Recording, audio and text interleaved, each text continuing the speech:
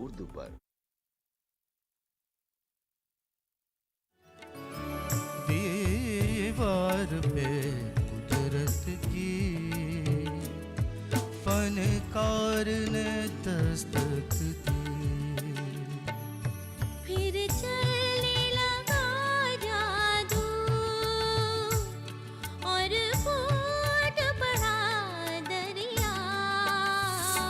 ख्वाबों के खजानों का पत्थर हो के शीशा हो, लकड़ी हो के कपड़ा हो, धातु हो कि नगीना हो, धागा हो या मिट्टी हो, हर शय से उभर आया जीवन का नया चेहरा। फनकार के हाथों से काढ़े गए ये चेहरे,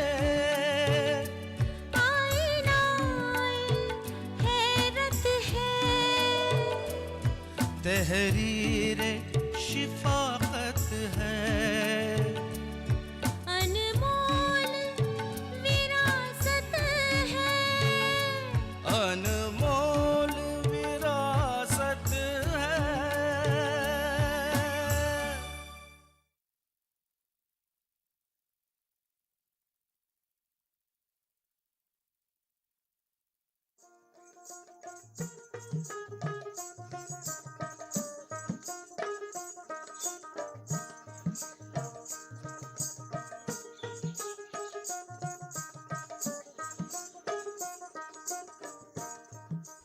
आज हम पश्चिम बंगाल के शहर वर्धमान से 150 किलोमीटर दूर बनकपासी गांव में आ गए हैं।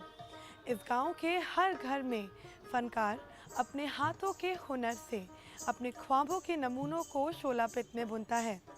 शोलापित आखिर है क्या? ये एक जंगली पौधा है जिसके अंदरूनी नर्म मुलायम सफ़ेद हिस्से को तमाम तरह की आराइशी चीज़ें बनाने में इस्तेमाल किया जाता है। तो चलिए आइए इसके बारे में और भी जानते हैं।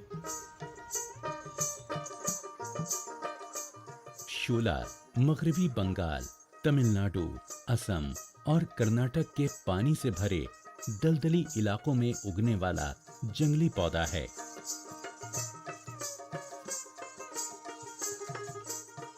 शोलापित इसी पौधे के तने से बनाया जाता है। ज्येष्ठ महीने से लेकर बारिश शुरू होने तक धीरे धीरे उस जगह पर पानी भर जाता है और वहीं पे ये शोला बढ़ना शुरू होता है और भाद्र महीने से लेके आश्विन महीने के अंदर काट लेना होता है और शोला जितना पानी के अंदर डूबा होता है उतना ही काम का होता है। मुझे ऐसा लगता है कि आज मैं थोड़ी ज़्यादा खूबसूरत लग रही हूँ। मेरे बालों की खूबसूरती में चार चांद लगा रही आखिर ये चीज़ है क्या? मुझे खबर है कि आपको इसका जवाब मालूम है। इसका सबब मेरे इस गजरे से है और ये गजरा बना है शोलापित से। आज हम शोलापित के हुनर को जानेंगे और इसकी बारीकियों को समझने के लिए आशीष मालाकार से रूबरू होंगे।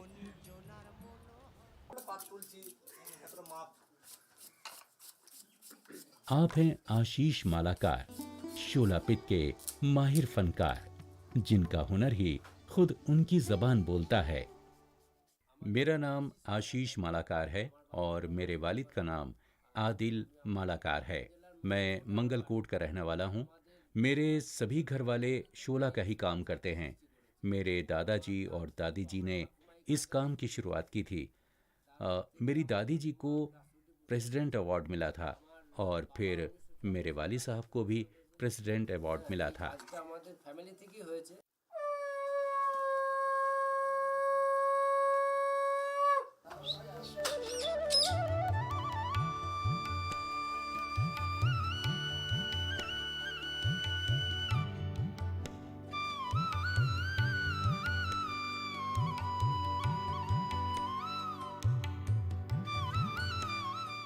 बहुत खूब आशीष जी, बहुत खूब।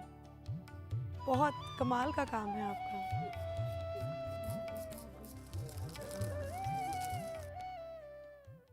এটা তো অনেক ধার আছে তো, এবার এটা ধরুন একটু লাগলেই কেটে যাবে, এবার তার জন্য এটা গার্ড, এটা এখানে লাগিয়ে নি, ব্যাস এবার কাটলে কোনো অসুবিধা নেই, মানে লাগলেও আমার কাটবে না আর কি।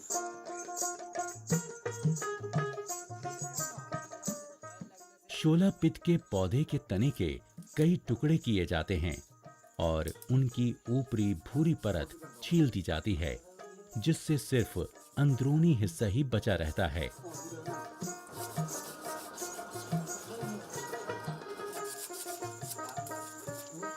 একটু দাঁড়াও না তুমি।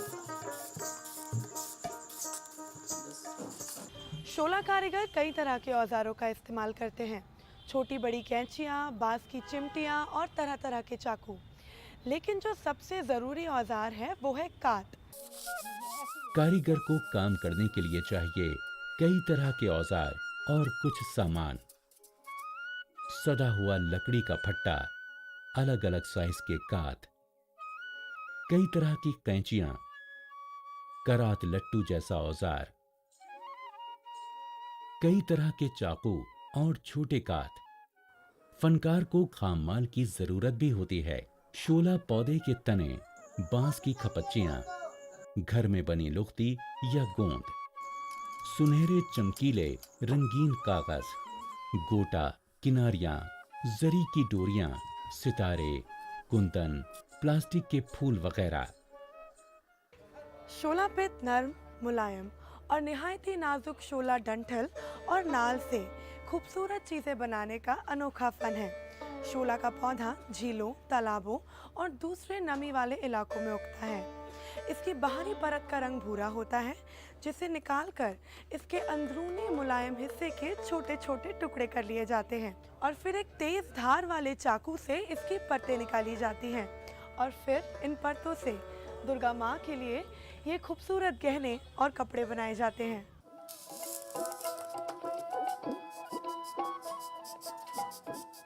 इस नर्म और दूध जैसे सफेद और स्पंजी हिस्से को निकालने के लिए बाहरी परत को उतारने में बड़ी महारत दरकार होती है।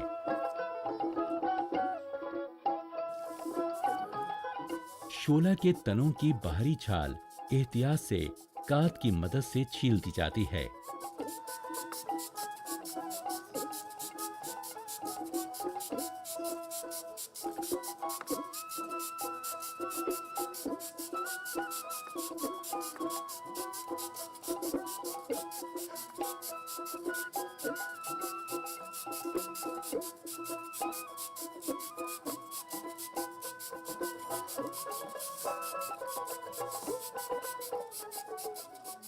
तने के सफेद गूदे को कई परतों में काटकर शीट्स बना ली जाती हैं।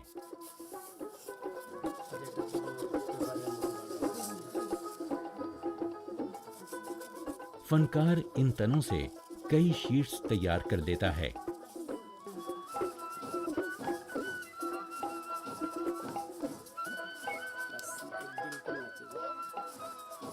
अलग अलग शीट्स एक दूसरे में लपेट ली जाती हैं और फनकार काम करने के लिए इस अमल में शोला के कई रोल्स तैयार कर लेता है। शोला की शीट्स फनकार का खास खाम माल होता है, जिससे वो कई तरह की मसनूआत तैयार करता है।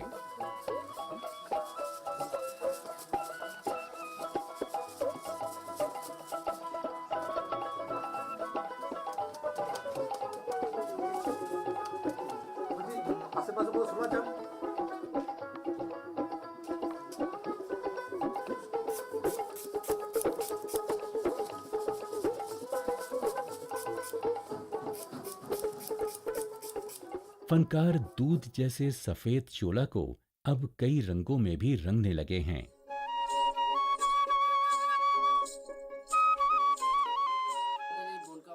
हमारा देहात शोला के काम की एक बहुत बड़ी सनत बन चुका है। हमारे देहात के लोग अब माशी तौर पर तरक्की कर गए हैं और इस देहात के लोग काम के लिए दिल्ली, मुंबई, चेन्नई सभी जगह जा रहे हैं।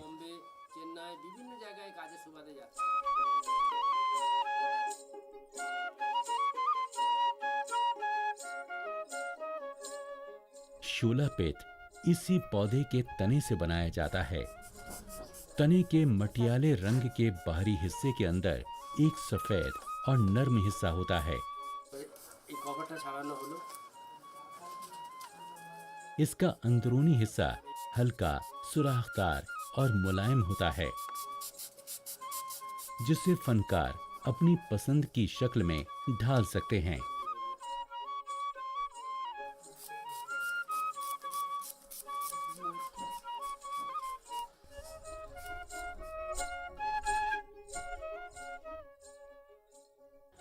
शोलापित फन की तारीख बहुत पुरानी है। 11वीं सदी से ही जगन्नाथपुरी के मंदिरों में देवी देवताओं की मूर्तियों को इन जेवरों से सजाने संवारने का रिवाज चला आ रहा है। इस फन के तारीखी सबूत हमें पश्चिम बंगाल, असम, कर्नाटक और तमिलनाडु में देखने के लिए मिलते हैं।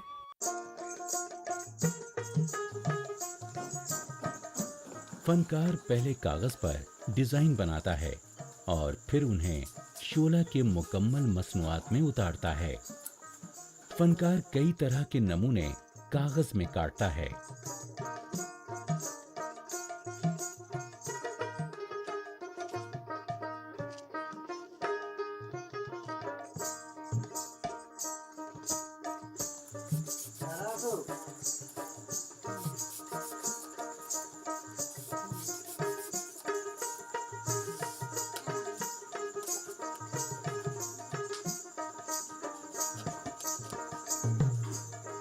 ऐसे भी डिजाइन कटेंगे तो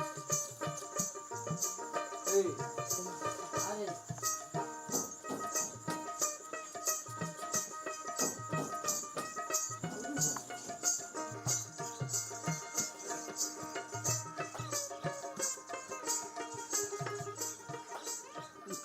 कारीगर सबसे पहले कई तरह के डिजाइन्स बनाता है, जैसे तरह तरह के फूल, पत्तियां और अलग तरह की बीडिंग्स यानी पट्टियां, ज्योमेट्रिकल डिजाइन्स।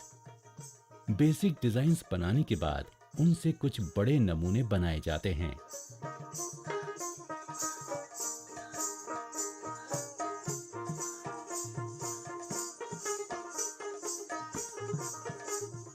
मुकम्मल नमूने के छोटे बड़े तैयार अज्जा को दुर्गा माँ और कई देवी देवताओं के मलबूसात और जेवर के अलग अलग हिस्सों पर सजाया जाता है। यहाँ हम इन डिजाइनों को तैयार कर रहे हैं। यहाँ इनको फेविकोल या मैदे के गोंद से चिपकाया जाता है।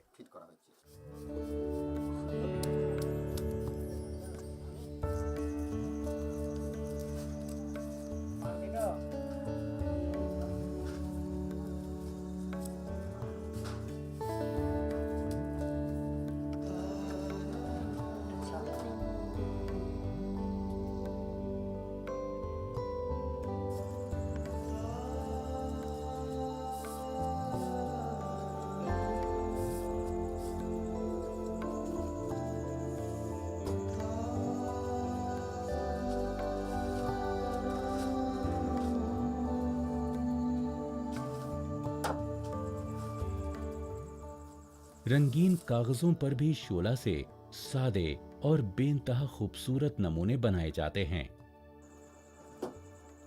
फनकार शोला का काम टिश्यू पेपर और कपड़े दोनों पर बड़ी आसानी और खूबसूरती से कर लेता है।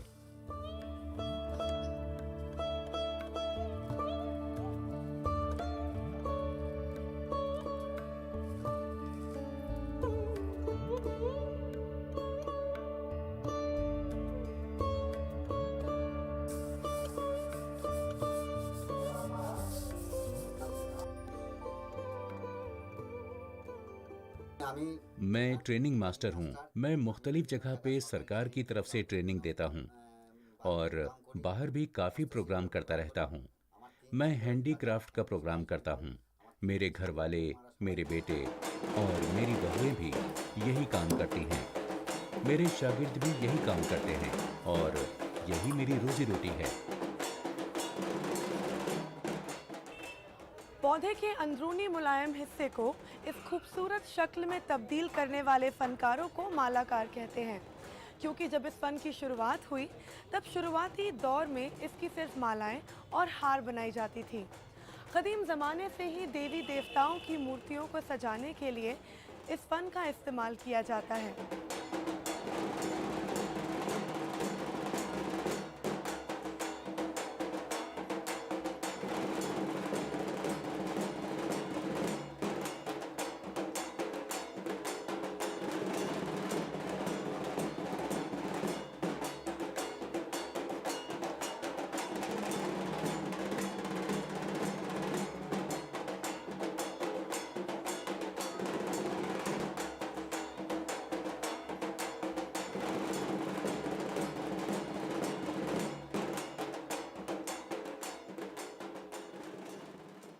दुर्गा माँ को सजाने के लिए और इनके जेवर और कपड़े बनाने के लिए सिर्फ शोला पिथ ही नहीं बल्कि कभी कभी सुनहरे रंग बिरंगे हरे, लाल, पीले, नीले, गुलाबी कागज़, जरी, गोटा, किनारी, कांच, कुंदन, सलमा, सितारे इनका भी इस्तेमाल होता है और ये खूबसूरत मूर्तियाँ तैयार की जाती हैं।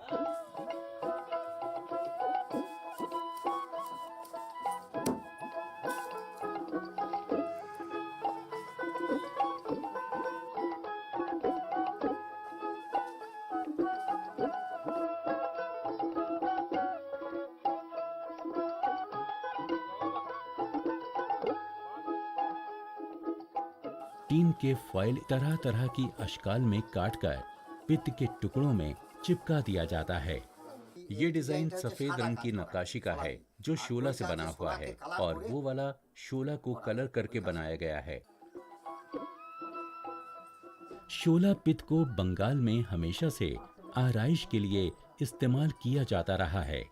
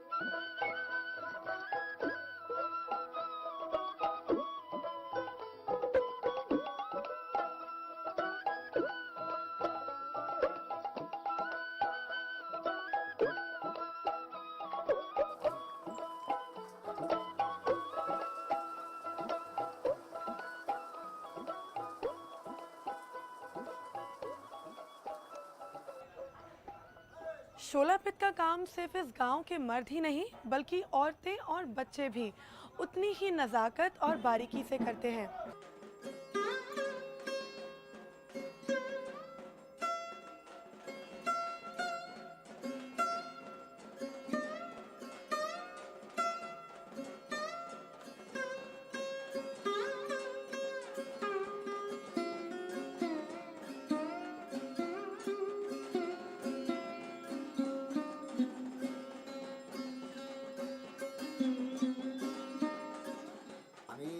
मैं दुर्गा की मूर्तियां बनाने के लिए काम करता हूं। हर तरह की मूर्तियां बनाता हूं। ख़ास तौर पर शोला से मूर्ति बनाता हूं और वो मूर्ति बैरूनी ममालिक में भी भेजी जाती हैं और मेलों में बिकती हैं। दस्तकारी नुमाइशों में भी मैं भेजता हूं। हर साल मेले में हम ये काम करते हैं।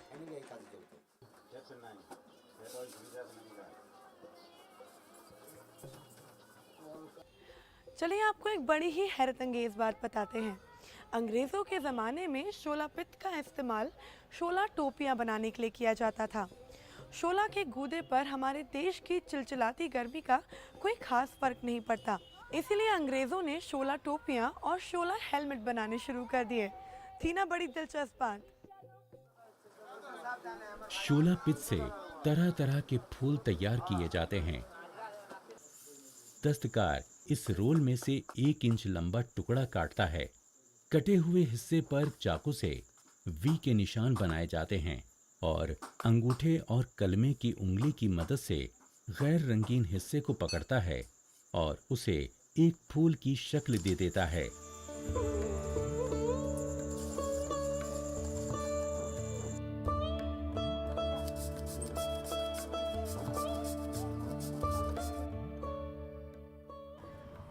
शोला से कई किस्म के फूलों के नमूने बनाए जाते हैं।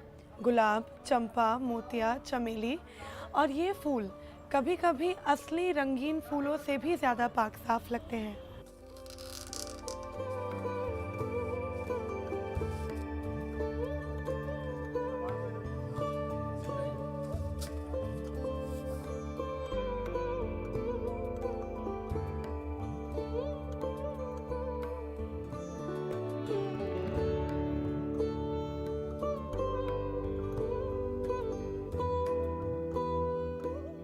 बाजी, ये मौसम और आपका ये सितार, माशाअल्लाह, दिल खुश हो गया।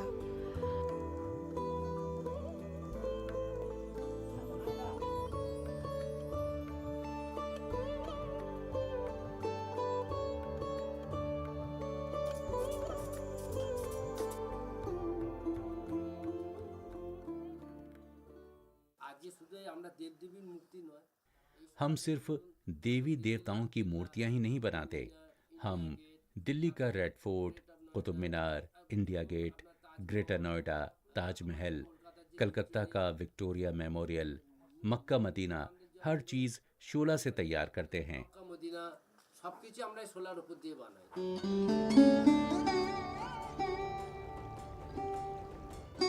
दशहरे के मौके पर शोला पिस से दुर्गा माँ की मूर्तियां बनाई जाती हैं।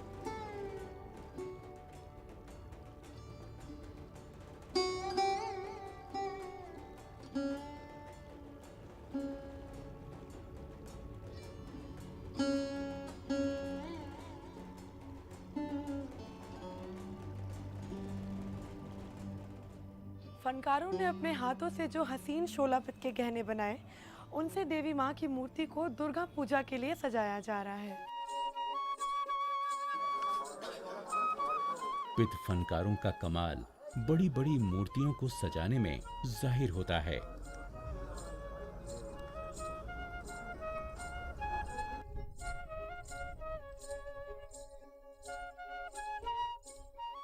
पूरे भारत में दुर्गा पूजा के लिए दुर्गा माँ और कई देवी देवताओं के तरह तरह के बेइंतहा खूबसूरत मलबूसात शोला पिस से ही तैयार किए जाते हैं।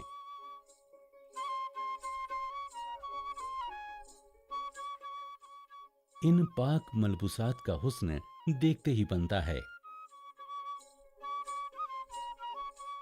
देवी देवताओं के श्रृंगार के लिए सिर, माथे, गले, बाजुओं और हाथों की सजावट शोला पिच से तैयार जेवरात से ही की जाती है।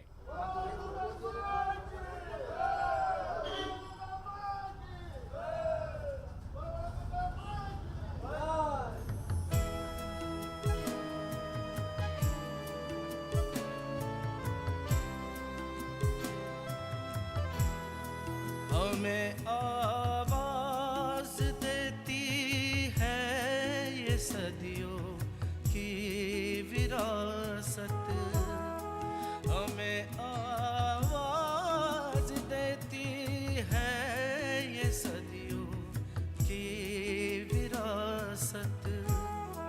हमें महफूज रखो, हमें जिंदा रखो यारो, के हम हैं हुनर हिंदुस्तान के। अनमोल विरासत, अनमोल विरासत। हमें आवाज देते हैं ये सदियों की। दुर्गा देवी का मुकुट बहुत बड़ा और बहुत आराइशी होता है। आवाज देती है ये सदियों की विरासत, हमें महफूज रखो, हमें जिंदा। शोला फनकार एक शक्ल को तैयार करने में महीनों लगा देते हैं। इस काम में बड़ी मेहनत और मंसूबाबादी है और इसे इतनी नज़ाकत और इतनी नफासत के साथ किया जाता है कि कभी कभी इस बात का यकीन करना बहुत मुश्किल हो जाता है कि ये हुस्न जमाल इंसानी हाथों ने जंगली पौधे के एक मामूली गूदे से तैयार किया है। ये काम हम लोग 4 साल से कर रहे हैं। इस बार हमारे पास 25 दुर्गा प्रतिमाएं हैं और 25 हम लोग पहले डिलीवर कर चुके हैं। दुर्गा पूजा के समय हम जो भी कुछ करते हैं उससे परिवार में आर्थिक मदद जरूर हो जाती है।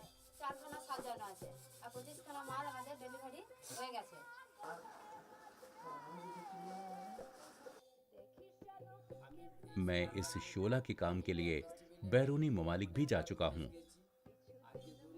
ये काम मेरी फैमिली का है और मैं बहुत खुश हूँ इस काम को करते हुए। इस काम के लिए मैं बहुत जाता हूँ और बहुत से लोगों से मिलता हूँ। माँ दुर्गा की मेहरबानी से सभी कुछ अच्छा हो रहा है। बाबा, मुझे बनकपासी में घूमते घूमते पता चला कि आप सबसे उम्दा और सबसे तजुर्बेकार फनकार हैं। तो हमें शोला पित के बारे में कुछ बताइए और हमें ये भी बताइए कि आप अपने फ़न से कितनी मोहब्बत करते हैं। ये काम करके हम बहुत खुश होते हैं। इस काम के बदले जो भी लेन देन होता है वो दुर्गा पूजा के बाद खत्म हो जाता है। मेरा काम दिल्ली, मुंबई, मद्रास, त्रिपुरा, असम, गुवाहाटी इन सभी जगहों पे जाता है।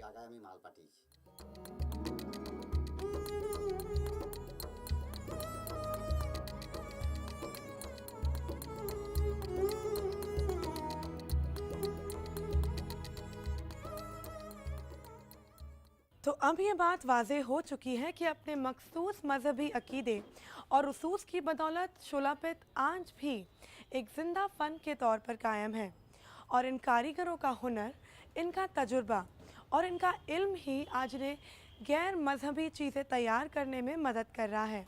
तो अब ये फ़नकार गैर मजहबी आराइशी चीज़ें बना रहे हैं जो कि काफ़ी मकबूल भी हो रही हैं। तो बनकपासी में हमारा आज का सफ़र ख़त्म होता है। हम अब मिलेंगे किसी दूसरे शहर में किसी नए फ़न के साथ। तब तक के लिए खुदा हाफिज़।